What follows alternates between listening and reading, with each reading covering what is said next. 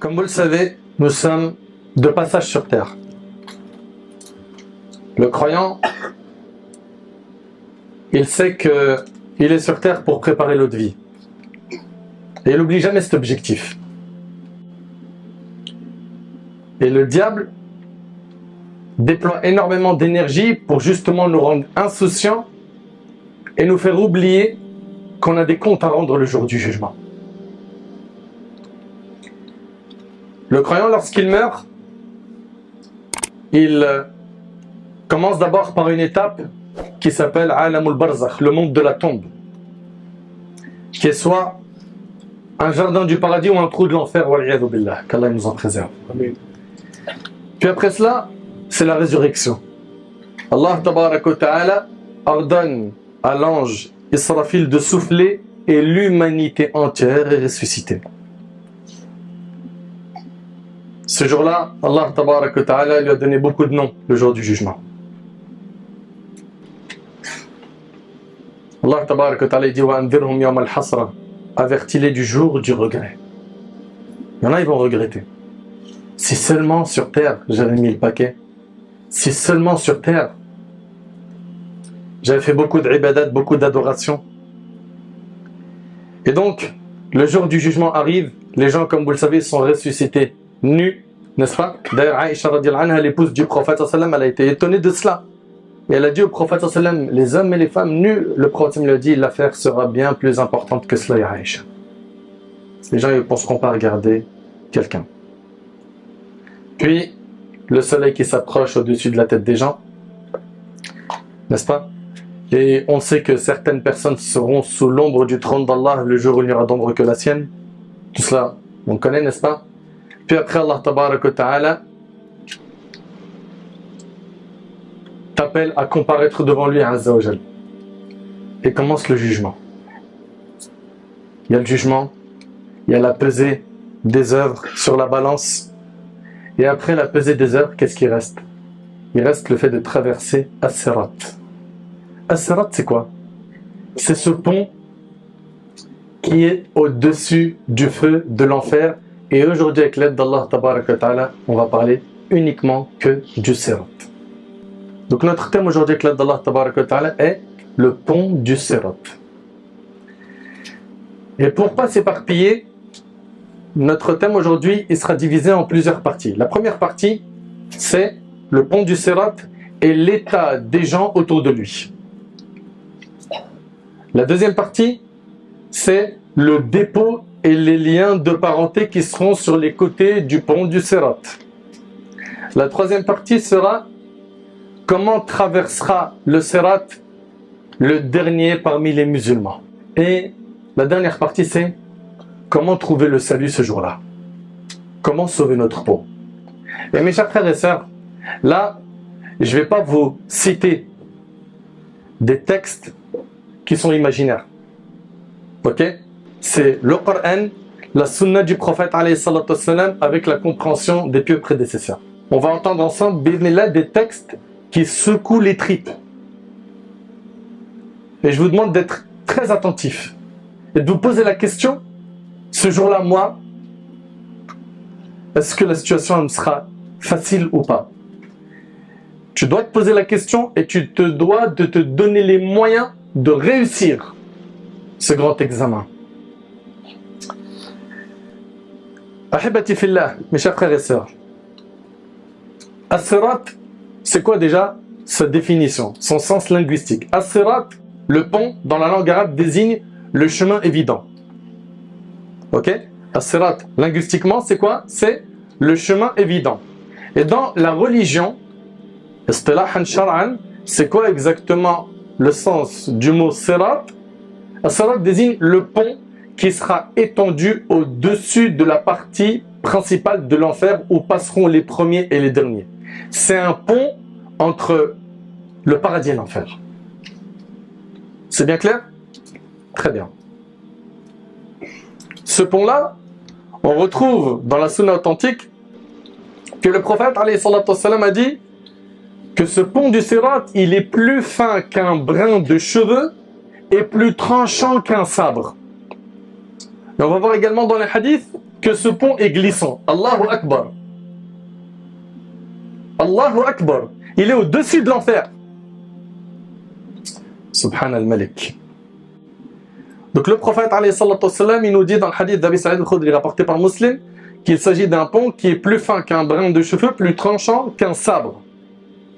Allah tabaraka wa ta'ala l'étendra au-dessus de l'enfer afin que les croyants passent pour aller au paradis. Et comme vous le savez, les infidèles, eux, seront fil nar. C'est donc un pont, on vous a dit, qui est entre le paradis et l'enfer.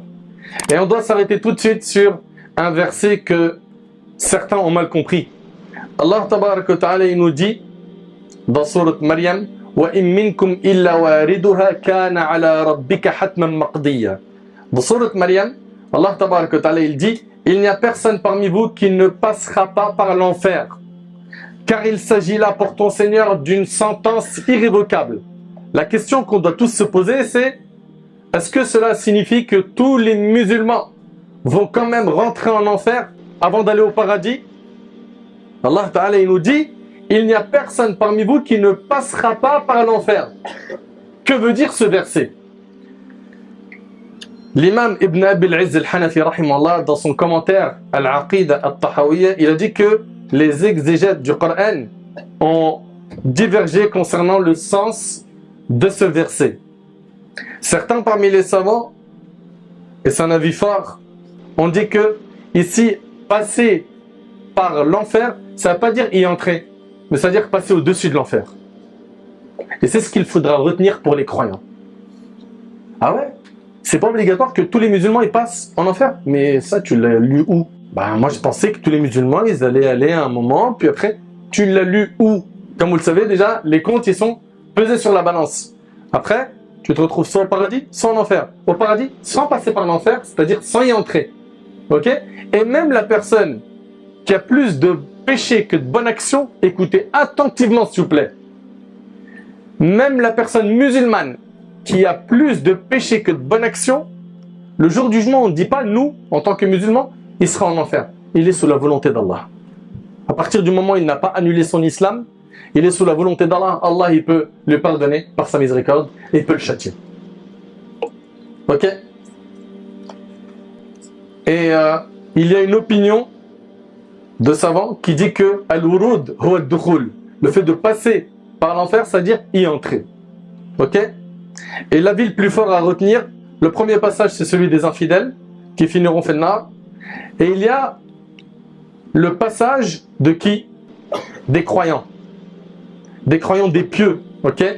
Eux, ils passeront au-dessus de l'enfer sans y entrer. Bi'idhnillahi tabaraka wa ta'ala. Et Allah tabaraka wa ta'ala, il nous dit ثُمَّ نُنَجِّي الَّذِينَ اتَّقَوْا وَنَذَرُ الظَّالِمِينَ فِيهَا جِثِيًّا. Ensuite, nous délivrer ceux qui étaient pieux. Ceux qui étaient pieux vont être délivrés. Et nous y laisserons les injustes agenouillés. Voyons, ahibati fillah, la situation des hypocrites le jour du jugement. Dans le hadith d'Abi Huraira, des gens ont dit au prophète, ô envoyé d'Allah, verrons-nous notre Seigneur le jour de la résurrection? La question est claire. Et il répondit, avez-vous quelques difficultés à voir la pleine lune quand aucun nuage ne la cache? Regardez comment le prophète il leur répond. Avez-vous quelques difficultés à voir la pleine lune quand aucun nuage ne la cache? Non, envoyé d'Allah. Eh bien, vous le verrez comme vous voyez la pleine lune. Allah rassemblera le jour de la résurrection les gens et leur dira que celui qui a adoré une chose la suive. Certains suivront le soleil, d'autres la lune, d'autres les fausses divinités, at-tawarit. Ne resteront que les croyants de cette communauté auxquels seront encore mélangés les hypocrites. Écoutez bien, il restera les croyants de la communauté auxquels seront mélangés les hypocrites. Se présentant à eux sous une forme qu'ils ne lui connaissent pas, Allah leur dira « Je suis votre Seigneur ». Ils rétorqueront « Nous demandons la protection d'Allah contre toi. Nous ne bougerons pas tant que notre Seigneur ne viendra pas à nous. À sa vue, nous le reconnaîtrions.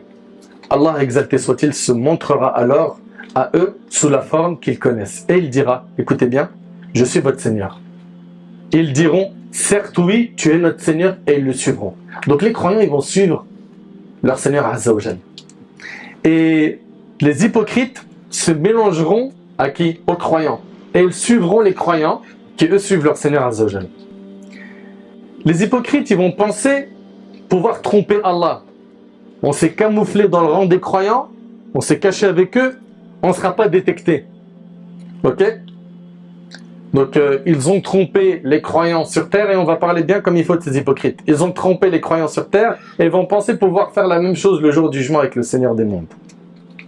Donc ils vont s'infiltrer dans le rang des croyants le jour du jugement. Et ils diront avec les gens de la foi, avec les croyants, ils diront « Na'am, anta rabbuna » oui, tu es notre Seigneur. Allah tabaraka ta'ala va faire que d'un seul coup, une obscurité va frapper la terre du jour du jugement. Personne ne verra plus rien. Et ce que je suis en train de vous dire là, je ne l'invente pas. D'accord? Il faut vraiment bien comprendre cela. Personne ne verra plus rien. Personne ne pourra avancer s'il n'a pas quoi? De lumière. Aïcha radiyallahu anha, elle rapporte que le prophète sallallahu alayhi wa sallam a été interrogé: où seront les gens le jour où la terre sera changée en une autre terre? De même que les cieux. Il répondit alayhi salatu wa sallam: dans l'obscurité avant le pont, rapporté par Muslim. Donc il y aura une obscurité avant de passer sur Sirat. Vous suivez? Maintenant, qui dit obscurité dit quoi? Besoin de lumière. On est d'accord ou pas? Allah tabaraka ta'ala, il va accorder une lumière aux croyants. Et chacun aura une lumière en fonction de ses bonnes actions. Plus tu auras fait de bonnes actions sur terre, plus tu verras les choses claires le jour du jugement. Moins tu auras assuré, plus ça sera hyper difficile de marcher le jour du jugement. Suivez bien. Ibn Mas'ud radiyallahu anhu, il dit: il y en aura certains qui auront leur lumière comme une montagne. Allahu Akbar. Allahumma ja'alna minhum ya Rabbi. Ils auront, subhanallah, une lumière comme une montagne. D'autres, ils auront une lumière qui est l'équivalent d'un palmier dattier. D'autres recevront une lumière de la taille d'un homme. Ça reste quand même une lumière, on est d'accord ou pas? Et certains n'en recevront qu'un tout petit bout sur l'orteil. Écoutez bien, hein. Certains n'en recevront qu'un tout petit bout sur l'orteil qui tantôt s'allume, tantôt s'éteint. Allahu Akbar. D'autres seront enveloppés par l'obscurité de toutes parts. T'arrives à imaginer déjà, c'est difficile. C'est difficile. C'est le jour du jugement. On voit rien. Il y a l'enfer. Il y a le pont du Sirat. Allah tabaraka wa ta'ala, il dit: Yawma la yukhzillahu an-nabiyya walladhina amanu ma'ah نورهم يسعى بين أيديهم وبأيمانهم يقولون ربنا أتمم لنا نورنا واغفر لنا إنك على كل شيء قدير. Dans Sourate At-Tahrim, Allah Ta'ala dit: le jour où Allah épargnera l'ignominie au prophète, il ne sera pas humilié, alayhi salatu wassalam, et à ceux qui croient avec lui, et les croyants aussi, ils ne seront pas humiliés le jour du jugement. Leur lumière courra devant eux, et à leur droite, ils diront: Seigneur, parfais-nous notre lumière et pardonne-nous, car tu es omnipotent. Allah tabaraka wa ta'ala distribuera donc ses lumières aux gens de la foi en fonction de leurs bonnes actions dans la vie d'ici-bas. Allah tabaraka wa ta'ala, il dit: Yawma tara al-mu'minina wal-mu'minat yas'a nuruhum bayna aydihim wa bi'aymanihim bushrakum al-yawma jannat jannatun tajri min tahtiha al-anhar khalidina fiha dhalika huwa al-fawz al-'azim. Dans Sourate Al-Hadid, Allah Ta'ala, il dit: le jour où tu verras les croyants et les croyantes, leur lumière courant devant eux, et à leur droite, on leur dira. Donc ils ont la lumière. Ils sont à l'aise le jour du jugement. Le jour où tu verras les croyants et les croyantes, leur lumière courant devant eux, et à leur droite, on leur dira: voici une bonne nouvelle pour vous aujourd'hui. Des jardins sous lesquels coulent les ruisseaux pour y demeurer éternellement. Tel est l'énorme succès. Allah Akbar. Le jour du jugement, il leur a dit ça. T'as pas envie d'entendre ça, mon frère? Ma soeur, t'as pas envie d'entendre ça? Mais ça, il y a un prix à payer. Il y a un prix à payer. Le prophète alayhi salatu wassalam a dit: la marchandise d'Allah vaut cher, et la marchandise d'Allah, c'est le paradis. Il faut que tu payes le prix, il faut que tu sacrifies, il faut que tu fasses des efforts, il faut que tu adores Allah comme il le veut, pas comme toi tu veux. Certains, ils veulent une religion sur mesure en fonction de ses passions. Ou ils pensent que l'islam, c'est un menu à la carte. Ça, j'aime bien. Ça, non, ça, non. T'as pas compris. Allah Ta'ala dit: Ya ayyuhalladhina amanu udkhulu fis silmi kaffa. Oh, vous qui avez cru, entrez entièrement dans l'islam. pleinement dans le din, sans sélection. Et tout ton bien est dans ce qu'Allah tabaraka wa ta'ala t'a ordonné. Et tout le mal est dans ce qu'Allah tabaraka wa ta'ala t'a interdit. Et lorsque les hypocrites vont approcher le sirat, Allah tabaraka wa ta'ala, il va leur enlever toute lumière. Al-Dhahak, parmi nos ancêtres, il dit: les hypocrites n'auront plus de lumière. Et là, va se distinguer deux catégories de personnes, les hypocrites et les croyants. Lorsque les croyants verront que la lumière a disparu autour des hypocrites, ils vont avoir hyper peur. Ils vont avoir peur. Ça fait peur. Ils n'ont pas encore traversé le pont du Sirat. Et ils diront: Rabbana, atmim lana nourana, waghfir lana innaka ala kulli shay'in qadir. Ils diront: Seigneur, parfais-nous notre lumière et pardonne-nous, car tu es omnipotent. Et à ce moment-là, les hypocrites qui seront dans les ténèbres, l'obscurité totale, verront la lumière des gens de la foi. Ils vont les voir passer au-dessus du pont du Sirat. Et là, qu'est-ce qu'ils vont faire, les hypocrites? Ils vont appeler les gens de la foi, les croyants: Ya ahl al-iman, oh gens de la foi, oh les croyants, attendez-nous, donnez-nous un peu de votre lumière. Donnez-nous un peu de votre lumière. Ne nous laissez pas comme ça dans l'obscurité totale. Attendez qu'on marche avec vous. Comme ça, on profite de votre lumière. Qu'est-ce qu'il leur sera dit? Allah tabaraka wa ta'ala nous dit: Yawma yaqulu al-munafiquna wal-munafiqatu lil-ladhina amanu unzuruna naqtabis min nurikum qila irji'u wara'akum faltamisu nura فضرب بينهم بسور له باب باطنه فيه الرحمة وظاهره من قبله العذاب ينادونهم ألم نكن معكم قالوا بلى ولكنكم فتنتم أنفسكم وتربصتم وارتبتم وغرتكم الأماني حتى جاء أمر الله. Allah Ta'ala dit: le jour où les hypocrites, hommes et femmes, diront à ceux qui croient: attendez que nous empruntions un peu de votre lumière. Il leur sera dit: revenez en arrière et cherchez de la lumière. Subhanallah, Allahu Akbar. Allah Ta'ala, il nous dit: Innal munafiqina yukhadi'una Allah wa huwa khadi'uhum wa idha qamu ila as-salati qamu kusala al-aya. Les hypocrites cherchent à tromper Allah. Ils vont venir, ils vont essayer de se faufiler dans les rangs des croyants, ni vu ni connu. Les hypocrites cherchent à tromper Allah, mais Allah retourne leur tromperie contre eux-mêmes. Et ça va être des moments très difficiles. Il leur sera dit: revenez en arrière et cherchez de la lumière. C'est alors qu'on élèvera entre eux une muraille. Entre les croyants et les hypocrites, il y a une muraille. Subhan al-Malik.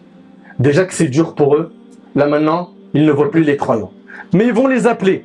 Allah Ta'ala, il nous dit à la fin du verset que cette muraille, elle a une porte dont l'intérieur contient la miséricorde et dont la face apparente a devant elle le châtiment de l'enfer. Et là, les hypocrites vont appeler les gens de la foi. Ces gens qui ont plein de lumière. Alam nakum ma'akum. N'étions-nous pas avec vous? On était avec vous, on priait avec vous, on jeûnait avec vous, on a fait le hajj avec vous. On a fait plein de bonnes actions avec vous. Subhanallah, mais mon frère Nader, mais c'est qui ces hypocrites là? Ils ont prié, ils ont fait le hajj. C'est quel type d'hypocrite dont tu parles là? Ça arrive, patiente. Ici, ils vont commencer à dire: voilà, on était avec vous. Et il leur sera dit: qalu bala walakinnakum fatantum anfusakum. Effectivement, les croyants leur diront quoi? Ils diront: oui, mais vous vous êtes laissé tenter. Tenter par quoi? Par, écoutez attentivement suppléant, les passions illicites, les péchés. Vous êtes adonnés au péché sans faire de calcul, sans avoir peur d'Allah subhanahu wa ta'ala. Ce sont ces hypocrites-là qui vont chercher de la lumière le jour du jugement et qui n'en auront pas. Et ils font partie des musulmans. La question que tu dois te poser, ainsi que moi-même, on fera partie de quel camp ce jour-là? Quand on analyse ta journée, tu vis comme un musulman ou quoi exactement? Pose-toi la question. Tu penses à quoi? T'aimes quoi? T'aimes qui? Pourquoi? Tu parles de quoi? Qu'est-ce qui te motive? Qu'est-ce qui te fait plaisir? Qu'est-ce qui te fait rire? Pourquoi ce type de fréquentation? Qu'est-ce qui te lie à eux? Qu'est-ce que tu aimes chez eux? Si tes motivations, elles sont basées sur le din, alhamdulillah, tu as réussi. Si tu fais partie des pions du diable, il va falloir tirer le frein à main vite, avant que tu regrettes ce jour-là. Ou tout ce que je suis en train de te dire là, tu vas le voir de tes yeux. Et là, je ne suis pas en train de vous décrire un film de Marvel Studios. Non, parce que certains, quand ils entendent ça, dans votre tête, il y a tellement de Netflix, tellement de films, que voilà, ça c'est les références qu'on a malheureusement aujourd'hui. Là, on parle du livre d'Allah, de la sunna du prophète, alayhi salatu wassalam. C'est du sérieux tout ça. On n'a pas le droit de se louper.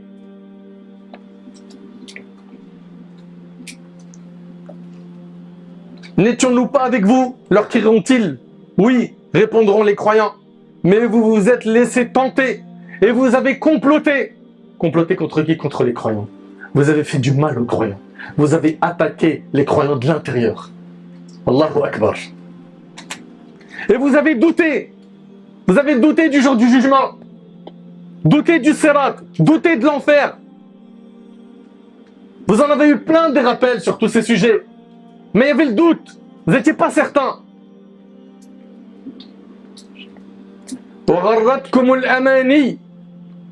Et de vains espoirs vous ont trompé. Vous avez été trompé par le diable. T'as le temps, t'es encore jeune. Kiffe, profite. À ton âge, ils sont tous à Dubaï en train de faire le haram. T'es même pas encore parti, t'attends quoi? À ton âge, ils font du minimum 40K par mois en vendant de la drogue. Toi, t'es là, t'es en train de bosser dans un kebab où tu prends des aides de l'État. T'as pas assez d'argent. Fais du bif. Et donc le diable, il est là. Il est en train d'en cuisiner plein, petit feu. Plein. Et ce jour-là, Wallahi al-azim, c'est un jour difficile. Sauf pour les pieux. Ceux qui ont fait attention à leur relation avec Allah tabarak wa ta'ala en permanence.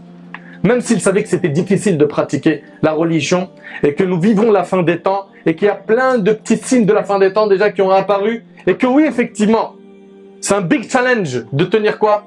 Son digne. Mais, regarde la récompense qui nous est promise. Mais regarde la récompense qui nous est promise, elle est immense. C'est pour l'éternité. Pour l'éternité. Subhanallah, il y a quelques jours, j'ai rencontré un de nos frères. Sans rentrer dans le détail de l'histoire, il venait de sortir d'une peine de prison de 12 ans. Cumul de peine. Ce frère, il a pris une peine de 12 ans. Cumul de peine, vol, drogue, etc. Des drogues dures. Et puis je parle avec lui, t'as quel âge? 37 ans. Je dis, mais Akhi, t'as tué ta vie. Ta jeunesse, tu l'as brûlée. Littéralement, t'as brûlé ta jeunesse. Et vous savez, tous nos petits jeunes là d'aujourd'hui, là, qui, 7-8 ans, on commence à les pousser pour être des guetteurs. 12-13 ans, ils commencent à vendre pour je ne sais qui, de la drogue, etc. Et qui commencent à vivre la délinquance très tôt. La fin du film, c'est ce bonhomme avec qui j'étais. Lui, c'est la fin du film. C'est quoi? Une peine de prison, un casier judiciaire gros comme ta tête, mais la vie, elle est dure dans le haram. Elle est dure. Il y a trop de coups bas, trop de vices. Il n'y a pas de réunion, il n'y a pas de fraternité. C'est que pour l'intérêt. Je t'aime pas pour Allah. Je t'aime pour ce que t'es, pour ce que t'as. Pour tes contacts. Ça s'appelle pas des vraies relations, ça. Mais qu'est-ce que vous faites avec ces fréquentations? Réveillez-vous. Allah Ta'ala, il dit Al-akhillahu yawma idhin ba'duhum li ba'din adu illa al-muttaqin. Les amis ce jour-là, le jour du jugement, seront tous les ennemis des uns des autres, excepté les pieux. Vous serez tous ennemis. Là, Zama, on était unis dans le haram. C'était un bête de bloc, un gros réseau. On arrivait à se gérer le haram bien. Chacun, il avait sa pièce. Vous serez tous ennemis le jour du jugement. Excepté les pieux, ceux qui sont dans la religion. Et Allah Ta'ala, il dit le jour où l'injuste se mordra les mains. Ça, c'est dans le Coran. T'as pas le choix d'y croire, t'es musulman. Le jour où l'injuste se mordra les mains, si seulement j'avais suivi le chemin du messager d'Allah. Ils sont venus me parler, les frères. Ils m'ont dit, arrête, tu fais n'importe quoi sur TikTok, tu fais n'importe quoi sur Insta, tu fais n'importe quoi dans le monde du haram, tu es à fond dans l'argent sale, dans les relations illicites avec le sexe opposé, et toi, t'en avais rien à faire. Bah écoute bien, il dira si seulement j'avais suivi le chemin du messager d'Allah. Ça c'est dans le Coran. Ya waylata, malheur à moi, laïtani lam attakhid fulanan khalila, si seulement je n'avais pas pris un tel comme ami. Laqad adallani 'ani adh-dhikri ba'da idh ja'ani wa kana ash-shaytanu lil-insani khadula. Il m'a certes égaré du chemin d'Allah, du chemin de la vérité, du chemin du Coran. Il faut faire gaffe. Ce jour-là, c'est pas de la blague.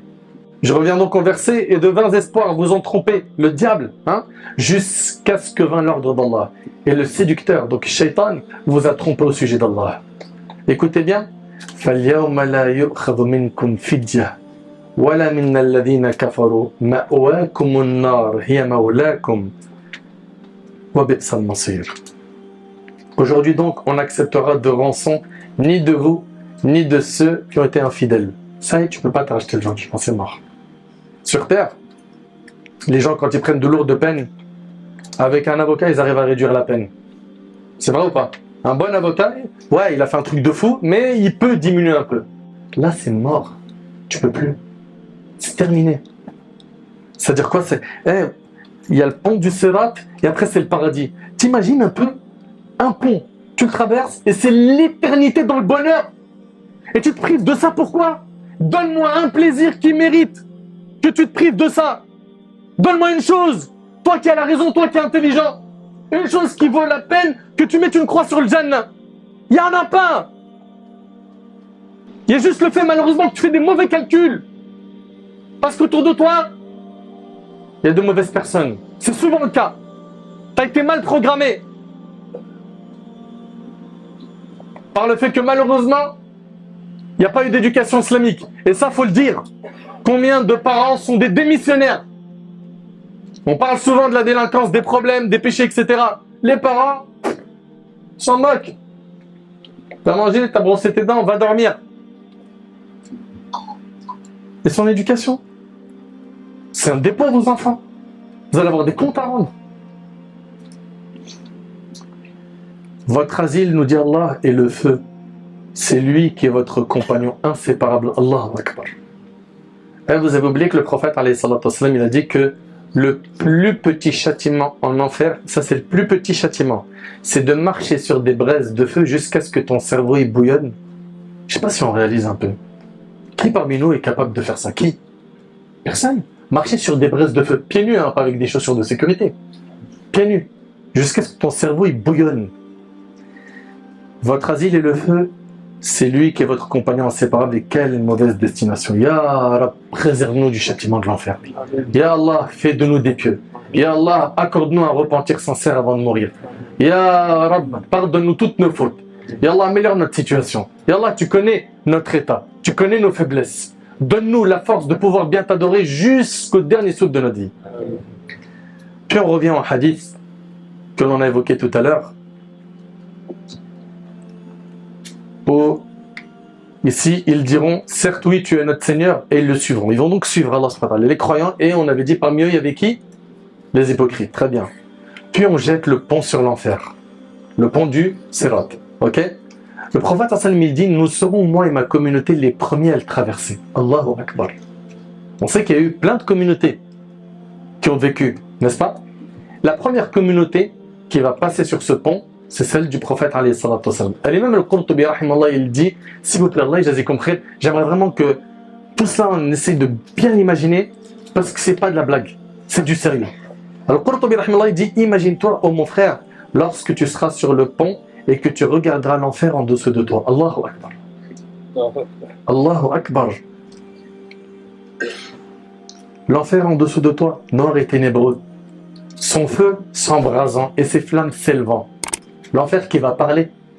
L'enfer va parler. Yawma naqulu li jahannam hal imtala'ti wa taqul hal min mazid. Le jour où on dira à l'enfer et tu plains, et il dira, est-ce qu'il y en a d'autres encore?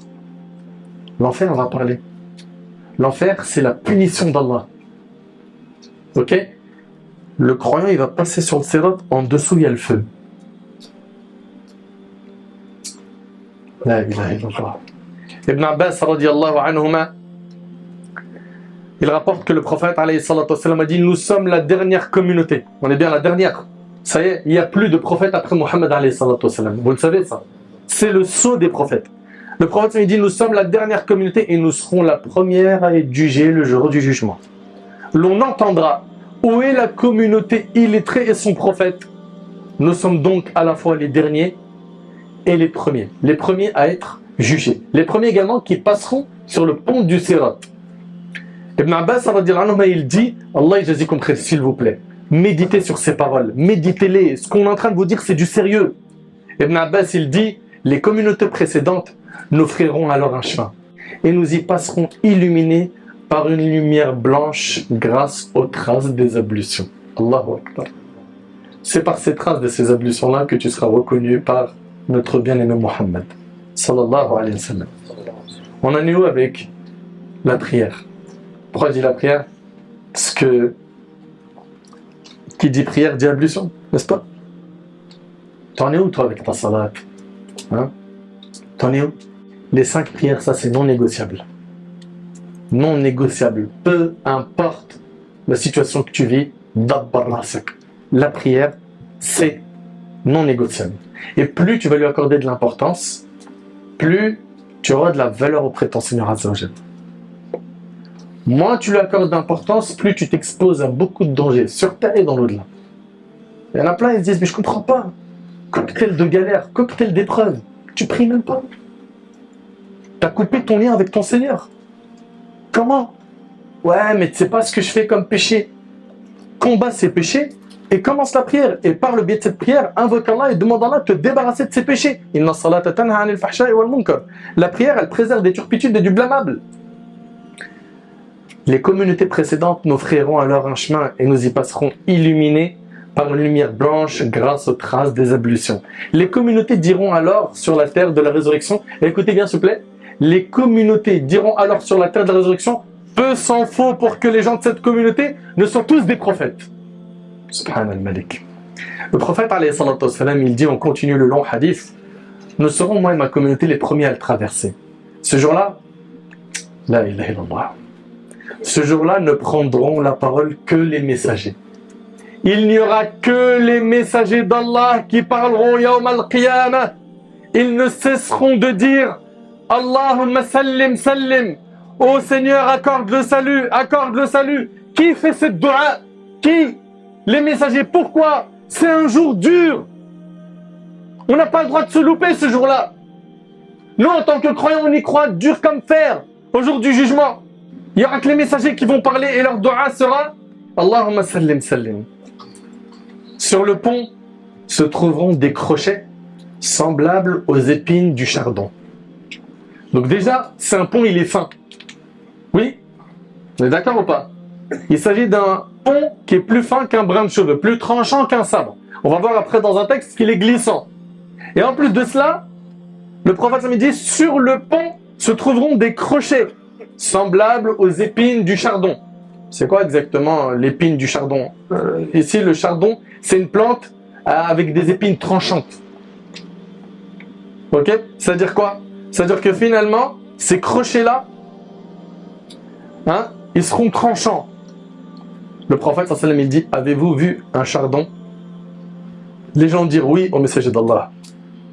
Il dit: eh bien, ces crochets ressemblent aux épines du chardon, sauf que seul Allah en connaît les dimensions. Allahu Akbar. Ils zappent les gens selon leurs œuvres. C'est-à-dire, ils attrapent les gens selon leurs œuvres. Les croyants seront du fait de leur labeur sauf. Les croyants, les pieux, ils auront cartonné. Ils vont arriver le jour du jugement. Ça y est, ça va être facile pour eux. D'autres seront frappés jusqu'à ce qu'Allah les sauve. Voyons ensemble, mes frères et mes sœurs, l'intercession des croyants en faveur des gens de l'enfer. L'intercession des croyants en faveur des gens de l'enfer. Abu Saïd al-Khudri radiyallahu anhu, dans ce long hadith qui est rapporté par Bukhari et Muslim, il rapporte que les gens diront: notre Seigneur, nos frères, ils prient avec nous. C'est des musulmans, ils prient avec nous. Ils sont maintenant en enfer. Ils jeûnaient avec nous. Ils œuvraient avec nous. Allah dira: allez donc. Et ça, c'est l'intercession des croyants. Allez donc, celui que vous trouverez et qui porte dans son cœur le poids d'une pièce de foi, faites-le sortir. faites-le sortir de l'enfer. Donc ça s'appelle l'intercession des croyants. Allah préservera leur aspect du feu. Quand ils se rendront auprès d'eux, certains auront baigné dans le feu jusqu'aux pieds, d'autres jusqu'à la moitié de leurs jambes. Ils en sortiront ceux qu'ils reconnaîtront avant de revenir. Il leur dira, allez donc, celui que vous trouverez et qui porte dans son cœur le poids d'une demi-pièce de foi, faites-le sortir. Au début, c'était une pièce de foi. Ok, là maintenant, c'est une demi-pièce de foi. Ils en sortiront donc ceux qu'ils reconnaîtront avant de revenir. Il dira, Azza wa Jal, allez donc, celui que vous trouverez et qui porte dans son cœur le poids d'une minuscule fourmi de foi, un atome de foi, faites-le sortir. Et ils en sortiront donc ceux qu'ils reconnaîtront. Abu Saïd radiallahu anhu a dit, si vous ne me croyez pas, lisez Inna Allah la yadhlimu mithqala dharra wa in taku hasanatan yudha'ifha wa yu'ti min ladunhu ajran 'azima. Certes, Allah ne laisse personne. Allah, il est injuste envers personne. On sera jugé avec justice et équité, ne t'inquiète pas. Fût-ce du poids d'un atome. Certes, Allah ne laisse personne, fût-ce du poids d'un atome. Si il est une bonne action, il la double et accorde une grosse récompense de sa part. Écoutez bien ce plan. Les prophètes, les anges et les croyants intercéderont. Et Al-Jabbar, Allah tabarak wa ta'ala dira, il reste mon intercession. Allahu Akbar. Allahu Akbar. Ils sont en enfer. Et Allah, il va intercéder pour eux. Il reste mon intercession. Il saisira une poignée en enfer et en fera sortir des gens déjà carbonisés. T'entends le terme? Carbonisés. Ils seront jetés dans une rivière située au bord du paradis appelée Narul Haya, le fleuve de la vie. Et ils repousseront sur ses bords comme un grain de pouce dans l'écume d'un torrent. Vous pouvez les voir du côté de l'arbre et du côté du rocher. La face tournée vers le soleil est verte et celle tournée vers l'ombre est blanche. Ils sortiront comme des perles et l'on mettra des colliers gravés à leur cou. Ils entreront au paradis et ses habitants diront, ce sont les affranchis du miséricordieux. Il les a fait entrer au paradis sans qu'il n'ait fait aucune œuvre ni aucun bien. On leur dira, vous avez ce que vous avez vu et l'équivalent. En plus, le hadith, il est dans Bukhari et Muslim. Rapidement, mon cher frère Nader, on aimerait avoir la description de ce pont. Dans le hadith d'Abi Saïd qui est rapporté par Muslim, le prophète il dit, puis on amènera le pont que l'on dressera au milieu de l'enfer. Nous dîmes au messager d'Allah, qu'est-ce que le pont? C'est quoi Sirat? Il dit un endroit glissant. On l'avait dit tout à l'heure, hein, que le pont il est glissant. Un endroit glissant, doté de crochets et d'une grande épine crochue, que l'on trouve au Najd qui s'appelle As-Sa'dan. Le croyant il passera, alors là je vous demande votre attention, le croyant il passera sur ce pont comme un clin d'œil. D'autres, comme l'éclair, comme le vent, comme les chevaux pur sang, et comme l'homme sur sa monture. Et selon vous, ça sera selon quoi tout ça? Ouais. Selon les œuvres.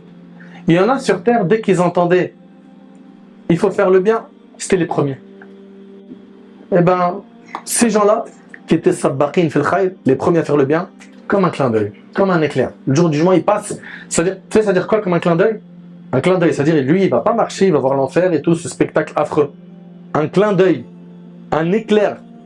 D'autres, comme le vent, comme les chevaux pur sang, et comme l'homme sur sa monture. Et ceux-là auront cette facilité parce qu'ils ont 1000 paquets. Ils ont 1000 paquets sur terre, ils ont été très intelligents et clairvoyants.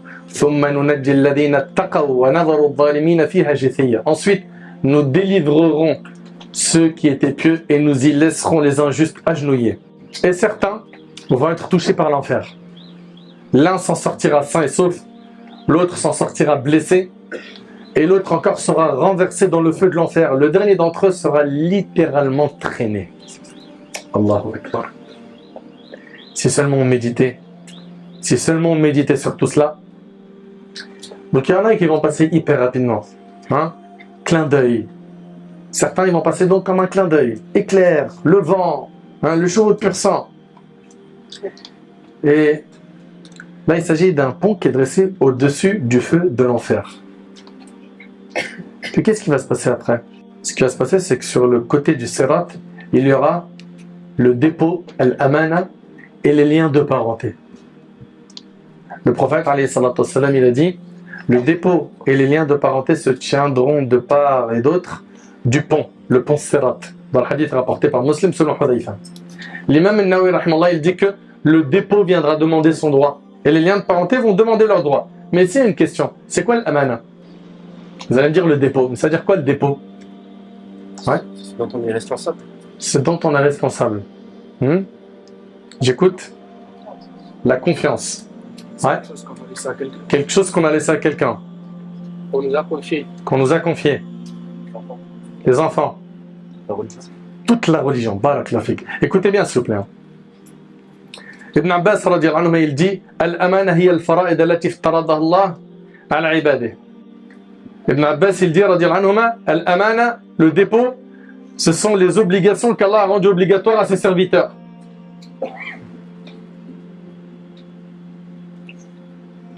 Et Abu al-Aliya il dit Al-amana hiya ma umiru bihi wa ma nuhu anhu. Ce sont les obligations qu'on a reçues et les interdits qu'on a reçus. Et Al-Hassan al-Basri rahimahullah, et ce qu'il a dit est d'une grande éloquence. Il a dit Al-amana hiya ad-din. Le dépôt c'est la religion. Fad-din kulluhu amana. La religion entière est un dépôt. L'adoration est un dépôt. La zakat c'est un dépôt. La prière c'est un dépôt. Le jeûne c'est un dépôt. Le hajj c'est un dépôt. Tes membres sont un dépôt. Ton statut, ton rang social aujourd'hui, c'est un dépôt. L'argent que tu possèdes, c'est un dépôt. Ton épouse est un dépôt chez toi. Les enfants également. La science que tu possèdes. Donc tout ça, c'est des dépôts. Ok, Allah Ta'ala, il nous dit quoi? Ya ayyuhalladhina amanu la takhunu Allah wa rasul wa takhunu amanatikum wa antum ta'lamun. Oh vous qui croyez, ne trahissez pas Allah et le messager, ne trahissez pas sciemment la confiance qu'on a placée en vous. Ici, ça a été traduit par la confiance, al-amana. Ok? Et dans le hadith rapporté par l'imam al-Bukhari, selon Abu Huraira, un jour, alors que le prophète sallallahu alayhi wa sallam discutait avec les compagnons, un bédouin vint et dit, et s'il vous plaît, soyez attentifs. Le bédouin, il vient voir le prophète sallallahu alayhi wa sallam, il lui dit, quand viendra l'heure? C'est quand le jour du jugement? Le prophète sallallahu alayhi wa sallam continua sa discussion sans répondre au bédouin. Lorsqu'il a terminé sa discussion, il demanda après le bédouin, qu'il l'a questionné sur l'heure, il dit, où est le questionneur sur l'heure? Le bédouin dit, je suis là au messager d'Allah. Le prophète sallallahu alayhi wa sallam a dit, quand le dépôt confié ne sera plus respecté, attends-toi alors à la venue de l'heure. Allahu Akbar. Allahu Akbar. Et vous avez entendu le sens de l'amana, c'est quoi? Ça englobe tout. Quand le dépôt confié ne sera plus respecté, attends-toi alors à la venue de l'heure. Est-ce qu'aujourd'hui, ce dépôt qui est notre religion a été respecté? On se regarde dans les yeux, on se dit la vérité. Hommes et femmes. L'homme demanda alors, comment le dépôt ne sera plus respecté? Il dit, quand tu vois les responsabilités attribuées à ceux qui n'en sont pas dignes, attends-toi à la venue de l'heure. Subhanallah Malik. Et on vit une époque où les dépôts ont été confiés à ceux qui ne le méritent pas. Certains ont pris des responsabilités qu'ils ne méritent pas. C'est vrai ou pas? Le prophète il a dit, quand tu vois les responsabilités attribuées à ceux qui n'en sont pas dignes et qui prennent la parole alors qu'ils ne devraient pas et qui cherchent à nous représenter alors qu'ils ne devraient pas, qui sont mal placés, tout ça le prophète il en a déjà parlé. Abu Huraira il rapporte que le prophète a dit, avant la fin des temps, il y aura des années trompeuses. On déclarera véridique le menteur et on démentira le véridique. On n'est pas dans ça? Le véridique, on dit que c'est un menteur. Et le menteur, on dit que c'est un véridique. On fera confiance au traître et on accusera l'homme honnête de trahison. Et parlera le roi Ibida. Les compagnons ont dit, qu'est-ce que le roi Ibida? Il dit, c'est l'homme ridicule qui parlera dans les affaires importantes au nom de la communauté. C'est rapporté par Ibn Majah. Et wallahi, combien de rois Ibida ont pris la parole aujourd'hui? Ils sont nombreux. Ces hommes ridicules qui parlent au nom de la communauté. Il n'y en a pas trop. Notre religion, on voit bien ici qu'elle détaille tout, qu'elle est très complète. Subhanallah. Donc ça, c'est concernant quoi? Le dépôt. On a dit que sur les côtés du pont du Sirat, tu auras quoi? Le dépôt et les liens de parenté. Les liens de parenté. On vit une époque où les déchirures familiales ne se comptent plus. On vit une époque où il n'y a plus aucun problème dans la tête de certains dans le fait de couper les ponts avec sa mère, avec son père, sa sœur de sang, son frère, sa tante, son fils, sa fille. Il n'y a rien. Dans leur tête, c'est devenu normal. Et donc, ils vont se retrouver à non seulement couper les ponts, et certains même, ils vont aller plus loin, ils vont leur faire du tort. Allahu Akbar. Certains même, ils font du tort aux membres de leur famille. Ils essayent même de faire des calculs pour leur faire payer cher. Subhanallah. Là, vous n'avez pas compris que l'affaire des liens de parenté, c'est pas une option dans notre religion. C'est une obligation en islam de maintenir ces liens de famille. Et en islam, maintenir les liens de parenté, c'est pas rendre le bien par le bien. Le prophète, il a dit, il a dit, celui qui maintient les liens de parenté n'est pas celui qui rend le bien par le bien, mais c'est celui qui, lorsque les gens coupent les ponts avec lui, il continue à les maintenir. T'entends? T'entends ce qu'il dit, alayhi salatu wassalam, ou pas? Ah, mais c'est dur à faire. Mais est-ce que tu as cru que le paradis, tu vas l'avoir facilement? Dans le hadith rapporté par l'imam Bukhari, Muslim Abu Huraira rapporte que le prophète a dit, Allah a créé les créatures. Quand il finit de les créer, le lien de parenté se leva et dit, c'est l'occasion de demander protection contre le mauvais traitement. Donc le lien de parenté a dit, c'est l'occasion de demander protection contre le mauvais traitement, contre la rupture des liens de parenté. Allah a dit, oui. Et Allah il s'est adressé au lien de parenté. Il lui a dit, acceptes-tu que je reste lié à celui qui te respecte et que je romps avec celui qui te rompt? T'entends un peu? Ça veut dire quoi ça? C'est-à-dire que si tu romps les liens de parenté, tu coupes ta relation avec Allah. C'est chaud. Allah tabarak wa ta'ala a dit, acceptes-tu que je reste lié à celui qui te respecte et que je romps avec celui qui te rompt? Il dit oui. Il dit c'est un droit qui t'est désormais acquis.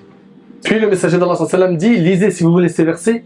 فهل عسيتم إن توليتم أن تفسدوا في الأرض وتقطعوا أرحامكم أولئك الذين لعنهم الله فأصمهم وأعمى أبصارهم. N'avez-vous pas peur qu'en vous détournant de la religion, vous ne répandiez le désordre sur la terre et que vos liens familiaux ne se détériorent? Ce sont ceux-là qu'Allah a maudits. Ça veut dire quoi maudit? C'est-à-dire ils sont chassés de la miséricorde d'Allah. Et tu n'entres au paradis que par la miséricorde d'Allah. Il les a rendus sourds. Il a fait qu'ils n'écoutent plus la vérité. Et s'ils l'écoutent, ils n'en tirent pas profit. Et a rendu leurs yeux aveugles. C'est-à-dire ils ne voient plus le haqq. Et s'ils le voient, ils n'en tirent pas profit. Et le hadith il est rapporté par Bukhari et Muslim. Donc celui qui a rompu ses liens de famille, qu'il sache qu'il est maudit par Allah. C'est pas de la blague. Ouais mais mon frère c'est dur. J'ai pas dit que c'est facile dans tous les cas. Mais il va falloir que tu fasses des efforts. Donc toi qui as coupé les liens avec tes parents, déjà tu es dans un danger qui est grand. Ok? Et là ici je parle de manière générale, je ne suis pas en train de prendre des cas particuliers, parce qu'il y en a souvent qui me disent ouais mais moi parce que ceci, cela, et c'est vrai qu'il arrive des fois qu'il y a des cas qui soient extrêmement durs. Ok? La règle générale, retiens-la, c'est que tu n'as pas le droit de rompre les liens de famille. Et que si ça a été fait, tu dois aller te racheter auprès d'eux. Tu dois faire le nécessaire pour demander pardon aux membres de ta famille et faire un repentir sincère. On est tous là à chercher la baraka, oui ou non? Dans notre subsistance, n'est-ce pas? Dans notre vie. Eh bien regarde, selon Anas radhiyallahu anhu, le prophète sallallahu alayhi wa sallam a dit, celui qui aimerait bien qu'on élargisse sa subsistance et qu'on retarde l'échéance de sa mort, qu'il se montre bon avec ses proches, rapporté par Bukhari Muslim. Mes frères et sœurs, à quoi va ressembler le dernier homme de notre communauté qui va passer sur le pont du Sirat? Eh bien, on va le voir tout de suite, Inch'Allah. On va voir ça tout de suite, Inch'Allah, dans le hadith rapporté par Muslim, selon Abdullah ibn Mas'ud radhiyallahu anhu, le prophète, sallallahu alayhi wa sallam, dit, la dernière personne qui accédera au paradis sera un homme qui, une fois sur le Sirat, tantôt marche, tantôt trébuche, et tantôt le feu le brûle. Vous avez entendu? La dernière personne qui accédera au paradis sera un homme qui, une fois sur le sirat, tantôt marche, tantôt trébuche, et tantôt le feu le brûle. Lorsqu'il dépasse le sirat, il tourne la tête et dit au feu, regardez ce qu'il va dire au feu, gloire à Allah qui m'a sauvé de toi. Allah m'a donné ce qu'il n'a donné à personne parmi les premiers et les derniers. Le fait juste d'être sauvé de l'enfer pour lui, c'est tellement grand qu'il pense que personne n'a eu ce que lui a eu. Ok? On lui érige un arbre et il dit, oh mon Seigneur, approche-moi de cet arbre afin que je jouisse de son ombre et boive de son eau. Allah lui dit, ô fils d'Adam, il se peut que si je t'exauce ton vœu, tu demandes autre chose. L'homme promet qu'il ne demandera plus autre chose. Qu'est-ce qu'il a demandé? Il a demandé, rapproche-moi de l'arbre. N'est-ce pas? L'homme promet qu'il ne demandera plus autre chose que l'arbre. Et Allah sait qu'il ne tiendra pas sa parole, car il n'aura pas de patience. Allah le rapproche alors de cet arbre, il jouit de son ombre et boit de son eau. Ensuite, on lui érige un arbre plus beau que le premier.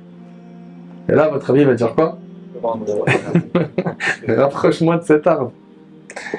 Ensuite, on lui érige un arbre plus beau que le premier. Il dira, oh mon Seigneur, approche-moi de cet arbre afin que je boive de son eau et jouisse de son ombre. Et je ne demanderai plus autre chose. Allah lui dira, il se peut que si je te le donne, tu demandes autre chose. L'homme jure qu'il ne demandera plus autre chose que cela. Et Allah l'exaucera car il verra ce dont il n'aura pas de patience. Allah l'approchera de l'arbre et il jouit de son ombre et boit de son eau. Après on lui érige un arbre à la porte du paradis, plus beau que les deux précédents. L'homme dit, oh mon Seigneur, rapproche-moi de cet arbre afin que je jouisse de son eau et je ne demanderai plus autre chose que cela. Et Allah l'excuse car il voit ce dont il n'a pas de patience. Allah le rapproche et désormais il entend les voix des habitants du paradis. Donc là il a juste demandé d'être quoi? Proche de quoi? De la porte du paradis. Ok? Et là donc il entend les voix des habitants du paradis. Et il dit, oh mon Seigneur, fais-moi y rentrer. Alors Allah lui dit, oh fils d'Adam, qu'est-ce qui met fin à tes demandes? Bon, on voit bien que le serviteur, là ici, on voit bien que le fils d'Adam, il fait que demander. On voit ici qu'il multiplie les demandes. Seras-tu satisfait si je te donne ce qui équivaut au monde 2 fois? Tu as vu cette dunya là? Je t'en donne son équivalent 2 fois. Il dira, oh mon Seigneur, tu te moques de moi alors que tu es le Seigneur des mondes. Le hadith est rapporté par le musulman. En citant ce passage du hadith, Ibn Mas'ud rit et dit, voulez-vous savoir de quoi est-ce que je ris? Ils dirent, de quoi ris-tu? Il répondit, c'est ainsi que le messager d'Allah a ri, alayhi salatu wassalam. Et on lui demanda, de quoi ris-tu? Au messager d'Allah, il répondit, du rire du Seigneur des mondes lorsque l'homme dit, tu te moques de moi alors que tu es le Seigneur des mondes. Et Allah lui répond, je ne me moque pas de toi, plutôt je suis capable de toutes choses. Le hadith il est rapporté par l'imam Muslim. Allahu Akbar. Subhanallah. On a entendu beaucoup de choses sur Sirat. La question qu'on doit se poser maintenant, et c'est avec ça qu'on conclut, comment faire pour se mettre à l'abri ce jour-là? C'est pas difficile. Regardez bien, ça va être très court et concis. Sur terre, il y a un Sirat. Sur terre, il y a un chemin. Ok? Si tu le prends, ça va te permettre de passer le pont du Sirat rapidement. C'est quoi? C'est le chemin de la droiture. C'est le chemin du dîn. Toute personne qui sera droite sur terre, facilement elle pourra traverser ce pont. Donc, sois droit sur ce pont qui est la dunya pour pouvoir passer facilement le pont de l'au-delà qui est quoi? As-Sirat. Dans toutes les rak'ah, on dit quoi? Ihdina as-sirat al-mustaqim, n'est-ce pas? Guide-nous sur le droit chemin. Donc voilà, le chemin il est connu. Allah tabarak wa ta'ala nous a envoyé un prophète, c'est notre modèle. Ensuite donc le chemin d'Allah et du prophète alayhi salatu wassalam, rapidement on aura accès au paradis. Vous avez entendu, certains ils vont passer comme un éclair, un clin d'œil, la vitesse du vent, etc. etc. J'implore Allah tabarak wa ta'ala de nous faciliter ainsi que vous. Le jugement, j'implore Allah tabarak wa ta'ala de nous accorder un jugement facile, de nous accorder une bonne fin, qu'Allah tabarak wa ta'ala nous accorde une bonne compréhension de notre religion, qu'il nous accorde la piété, qu'il nous accorde la sincérité, Qu'Allah subhanahu wa ta'ala nous donne une bonne fin.